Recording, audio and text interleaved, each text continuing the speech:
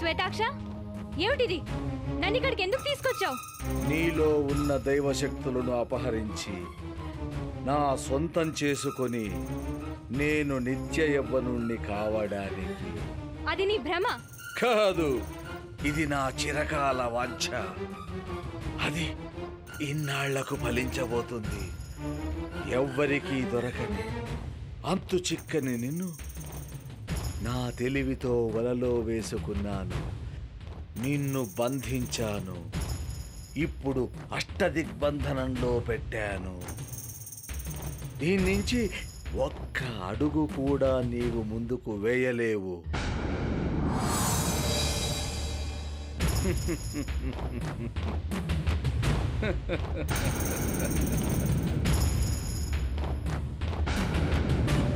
ముక్త, నీకు ప్రయాస ఇక వద్దు. నీ పవర్స్ అన్నీ ఇక రద్దు. 8వ రోజు లోపల నువ్వు తనువు చాలిస్తే అది నాకు ముద్దు. శ్వేతాక్ష, ఎందుకు అత్యాశకు పోతావు? ముక్త, నీకో రహస్యం తెలుసా? దశహర మహర్షి నీకిచ్చిన వరాలలో ఒక చిన్న లోపం ఉంది. అదేమిటో నీకు తెలుసా? నీకు ఇన్ని మహిమలు ప్రసాదించిన దశహర మహర్షి నీకో నిబంధన పెట్టాడు. నువ్వు ఎంత నియమనిష్టలతో పూజలు చేసినా రోజుకో తులసి ఆకు తినాలని. లేదంటే నీలో ఉన్న శక్తులన్నీ హరించుకుపోతాయని. ముక్తానంద, నీకిక కొత్త శక్తులు వచ్చాయి. నీ చేతి చూపుడు వేలులోంచి ప్రవేశించిన కాంతి కిరణాలకు ఎంతో ప్రాముఖ్యత ఉంది. అది దివ్యశక్తితో సమానం. దీన్ని నీకు తెలిసి గానీ తెలియక గానీ ఏ చెడు కార్యానికి ఉపయోగించకు. దీన్ని నువ్వు జాగ్రత్తగా కాపాడాలి. ఈ రోజు నుంచి ప్రతిరోజు ఒక తులసి ఆకును సేవించాలి. లేదంటే నీ వ్రతనిష్టకు భంగమై నీకున్న సర్వశక్తులు నశిస్తాయి.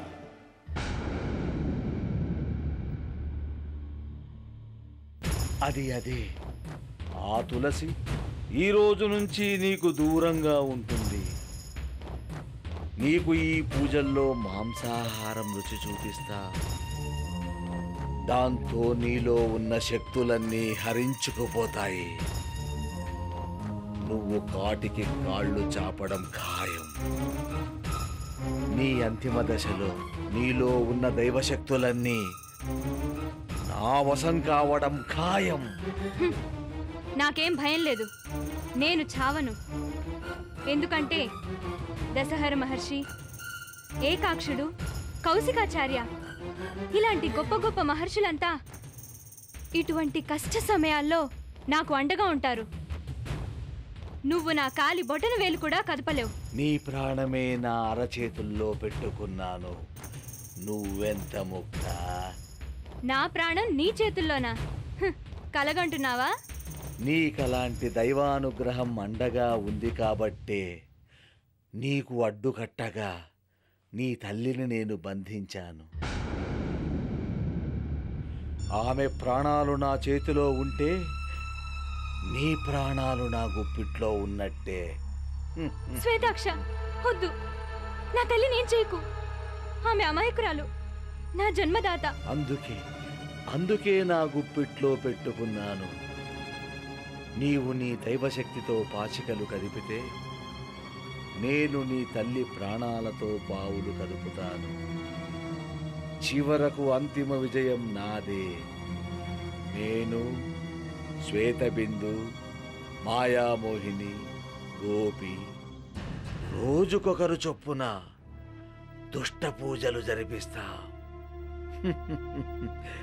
నీ దిష్టి బొమ్మను నానా హింసలు పెడతా. నువ్వు వాటిని భరించాలి, లేదా నా దారికి రావాలి. మేము ఈ బొమ్మను ఎలా ఆడిస్తే నువ్వు అలా ఆడాలి. ఎలా బాధిస్తే అలా బాధపడాలి. కుక్క చావు చావాలి. వీడే ముక్తానంద, నా ఆగర్భ శత్రువు. కానీ నాకిప్పుడు బానిస.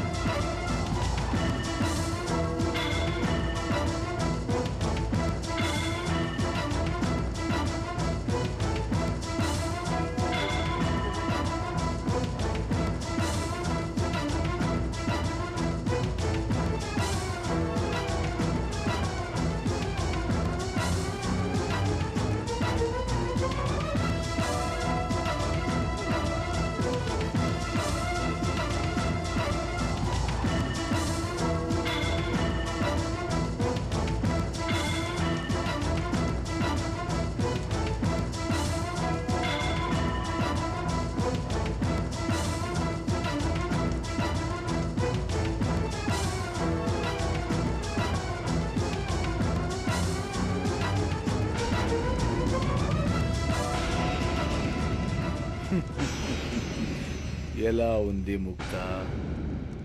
బాధగా ఉందా? ఈ 8 రోజులు నిన్నిలా హింసించి హింసించి చంపుతాను. హింసో పరమో ధర్మ అన్నదే ఈ శ్వేతాక్షుడి సిద్ధాంతం. అదే నా అంతిమ వేదాంతం.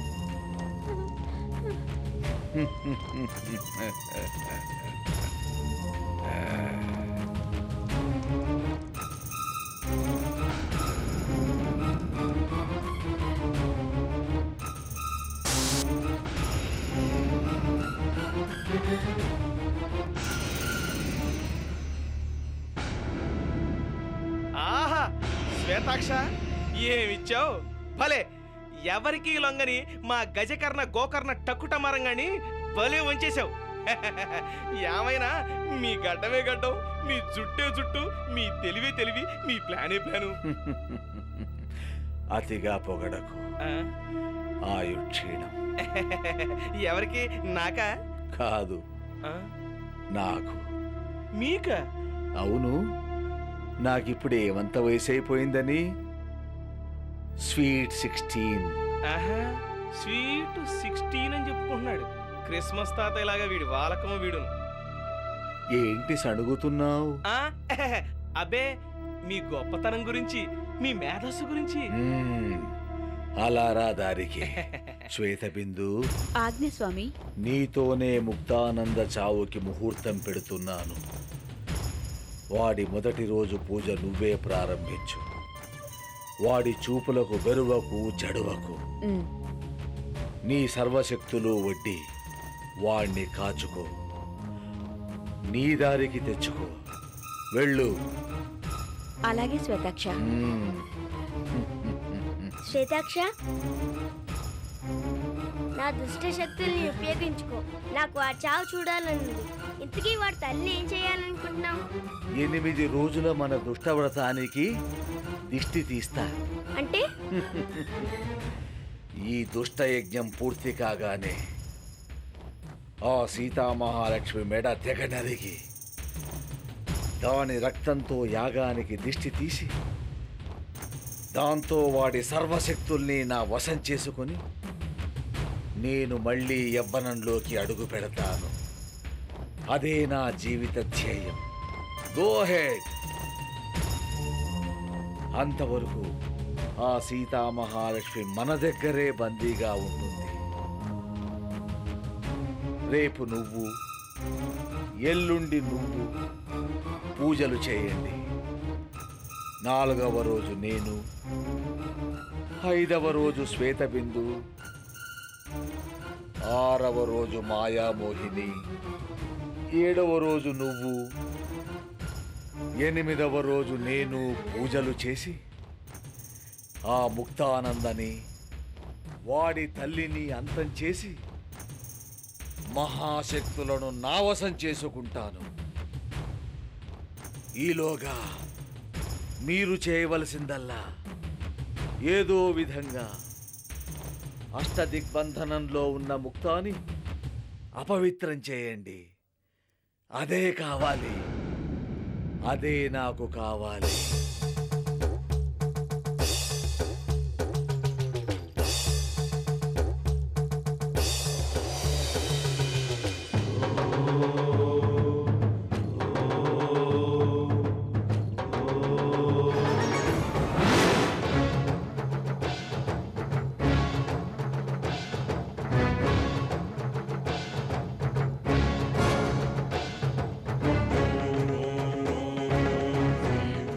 గురుదేవా! ఏకాక్ష, ముక్తానందని చూశారా? అతని పరిస్థితి గమనించారా? ఏమిటి వైపరీత్యం? అనుమతి ఇవ్వండి గురుదేవా. ఆ శ్వేతాక్షుడి ఆట కట్టించి ముక్తానందని రక్షిస్తాను. తొందరపడకు ఏకాక్ష. తొందరపాటు అన్ని సమయాల్లో మంచిది కాదు. శ్వేతాక్షుడు రక్తాక్షుడు కంటే శక్తిశాలి. వాడిది ఆవేశం, వీడిది శాంతం. శాంతి స్వరూపుల్ని అంత తేలిగ్గా అంచనా వేయకూడదు. అయితే ఆ శ్వేతాక్షుణ్ణి చూస్తూ ఊరుకోవలసిందేనా? వాడి ఆగడాలను భరించవలసిందేనా? చూస్తూ చూస్తూ మన ముక్తానందను అలా వదిలేయాల్సిందేనా? వచ్చే సూర్యగ్రహణం వరకు మనం వాడినేమీ చేయలేం. సూర్యగ్రహణం వీడాక వాడి శక్తి కొంత సన్నగిల్లుతుంది. అంతవరకు శ్వేతాక్షుణ్ణి మీరు ఏమీ చేయలేరు. ఆ రోజే ముక్తానందకి పరీక్షా సమయం, 8వ రోజు. ఆ సమయంలో తనకేదైనా జరిగినా అతని మనోధైర్యమే అతన్ని కాపాడాలి. ఆత్మస్థైర్యం తగ్గిన మరుక్షణమే అతను నిర్వీర్యుడవుతాడు. ముక్తానంద, ఆ దేవుడే నిన్ను కాపాడాలి. శుభం భూయా.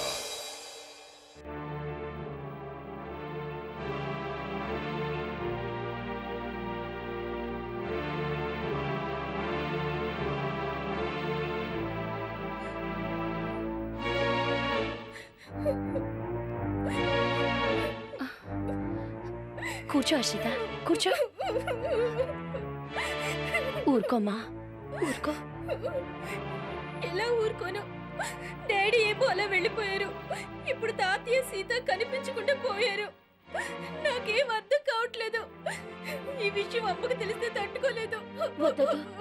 ఎట్టి పరిస్థితుల్లోనూ అమ్మతో ఈ విషయం చెప్పద్దు. నాకెందుకో భయంగా ఉంది. వద్దమ్మా, భయపడకు. మేమంతా ఉన్నాం కదా.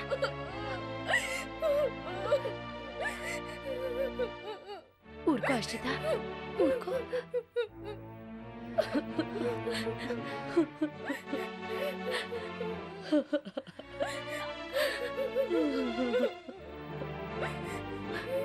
ఏమైనా ఆచూకి తెలిసిందా వదినా? లేదు పద్మా. ఇప్పుడు ఎలా? ఏం చేయాలి? ఎక్కడని వెతకాలి? అసలు ఎవరు చేశారు ఇదంతా? పోనీ పోనీ డబ్బు కోసం ఎవరైనా ఏమైనా చేశారా? అసలు అన్నీ వెతుకుతున్నాడా వదినా? మన ముక్త ఎవరికేం అపకారం చేశాడు? నా చెల్లెలు ఎవరికేం అన్యాయం చేసింది? ఎవరికేం అన్యాయం చేసింది? ఊరుకో పద్మా, ఊరుకో. ఊరుకో హర్షిత. అమ్మా, ప్రొఫెసర్ గారు, ఇదంతా ఏమిటో, ఎందుకు ఇలా జరుగుతుందో నాకేమీ అర్థం కావటం లేదు. సమయానికి మదర్ కూడా ఊళ్ళో లేరు. మీరే వాళ్ళిద్దరిని ఎలాగైనా వెతికి తీసుకొని రావాలి. నా సీతని ముక్తాని మీరే వెతికి తీసుకురావాలి. మీరేం దిగులు పడకండి అమ్మా. మొత్తం సిటీ అంతా గాలిస్తున్నాను. ఎవరికన్నా ఎక్కడన్నా కనిపించాడేమో కనుక్కుంటున్నాను. నేను అదే పని మీద ఉంటున్నాను. అయినా మీరు అంతగా టెన్షన్ పడక్కర్లేదు. ముక్తానంద సామాన్యమైన మనిషి కాదు. ఎలాంటి పరిస్థితుల్లోనైనా నెగ్గుకు రాగలడు. మీరేం భయపడకండి. నేను నా ప్రయత్నం చేస్తున్నాను కదమ్మా. సీత ఊరుకో.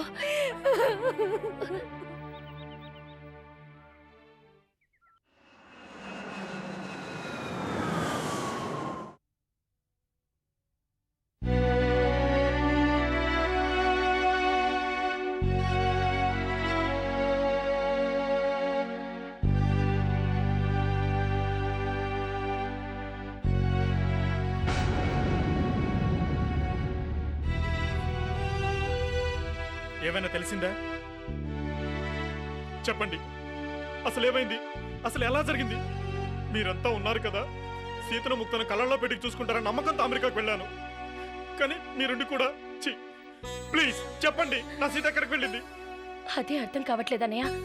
పోనీ ఎక్కడికి వెళ్ళిందో చెప్పలేదు. చెప్పకుండా వెళ్లే మనిషి కాదు. ముక్త అయినా చెప్పాలి కదా. అన్నయ్య వాళ్ళు వాళ్ళ గురించి వెతుకుతున్నారు. వాళ్ళకి కనిపించడం మానేసినప్పటి నుంచి వాళ్ళకి నిద్రాహారాలు లేవు. నో, కబుర్లు చెప్పకండి. Something is wrong. ఇంతమంది ఉండి కూడా ఇలా జరిగిందంటే మళ్ళీ ఏదో కుట్ర జరుగుతోంది. చెప్పండి, నా సీతను ఏం చేశారు? మదన్, మీరేమంటున్నారు? అర్థం కాలేదా? అర్థం కానట్టు నటిస్తున్నారా? చెప్పండి. డబ్బు కోసమే కదా మీరు ఈ పని చేసింది. ఎంత డబ్బు కావాలంటే అంత డబ్బు మీ మొహాన పడేస్తాను. నా సీతని, నా ముక్తాన్ని నాకు తెచ్చివ్వండి. ప్లీజ్ వెళ్ళండి. అన్నయ్య, నువ్వు పొరపడుతున్నావు. నిజంగా మాకేమీ తెలీదు. నో, ఇంకేం చెప్పద్దు. నేను వినలేను. నా సహనం చచ్చిపోయింది. మా కుటుంబాన్ని నాశనం చేయాలని మీరు ఎన్నో ఎత్తులు వేశారు. అవన్నీ తెలిసి కూడా మీకు సీత ఎంతో సహాయం చేసింది. అయినా మీకు బుద్ధి రాలేదు. మీ కుట్రలు మానలేదు. మీకు చేతులెత్తి వేడుకుంటున్నాను. నా భార్యను కొడుకు నాకు తెచ్చివ్వండి ప్లీజ్. మమ్మల్ని నమ్మన్నయ్య. నిజంగా మాకేమీ తెలీదు. మీకేం చెప్పినా మీరు నమ్మరు, కానీ ఇది నిజం. మాకేమీ తెలీదు. ప్లీజ్ మమ్మల్ని నమ్మండి. నమ్మకం నమ్మకం అనే మాట మీద నమ్మకం పోయింది నాకు. అయినా ఎవరినని ఏం లాభం? పావుకు పాలు పోసి పెంచినట్టు సీత మిమ్మల్ని పెంచింది. చివరికి తలే. అన్నయ్య, అన్నయ్య, నువ్వున్న ఆవేశంలో ఎవరైనా అలాగే అంటారు. ఎందుకంటే మా గతం అలాంటిది. నీ తప్పేమీ లేదు. నువ్వెన్నైనా తిట్టు, కానీ మమ్మల్ని నమ్మన్నయ్యా. సీత కనిపించకుండా పోయిందన్న దుఃఖంలో మీరు అలా అంటున్నారు, కానీ నేను మిమ్మల్ని అర్థం చేసుకోగలను. నిజం నిలకడమే తెలుస్తుంది. ముందు జరగాల్సిందేదో చూడండి. కూల్ డౌన్ ఐసే, కూల్ డౌన్. తెలిసిన వాళ్ళందరినీ కాంటాక్ట్ చేశాను. ఏ ఇన్ఫర్మేషన్ తెలియలేదు. Something is wrong. మొత్తం మన బ్రాంచ్లన్నిటికీ తెలియజేశారు సార్. అందరినీ ఎంక్వైరీ చేశాను. ఎవ్వరికి తెలియదు. మరి ఇప్పుడు ఎలా సార్? చూద్దాం, పోలీస్ రిపోర్ట్ ఇద్దాం. వాళ్ళు అన్ని యాంగిల్స్ నుంచి ఇన్వెస్టిగేట్ చేస్తారు కదా. అదేంటి, ఈ పడికే ఇచ్చుండాల్సింది కదా. అంటే మన కంపెనీ పేరు అది అనవసరంగా ప్రెస్ వాళ్ళు గోరంతలు కొండంతలు చేసి రాస్తారని. ప్రొఫెసర్ గారు, సీతా ముక్తాల కంటే ఏది ఎక్కువ కాదు నాకు. పదండి, పోలీస్ రిపోర్ట్ ఇద్దాం. అలాగే.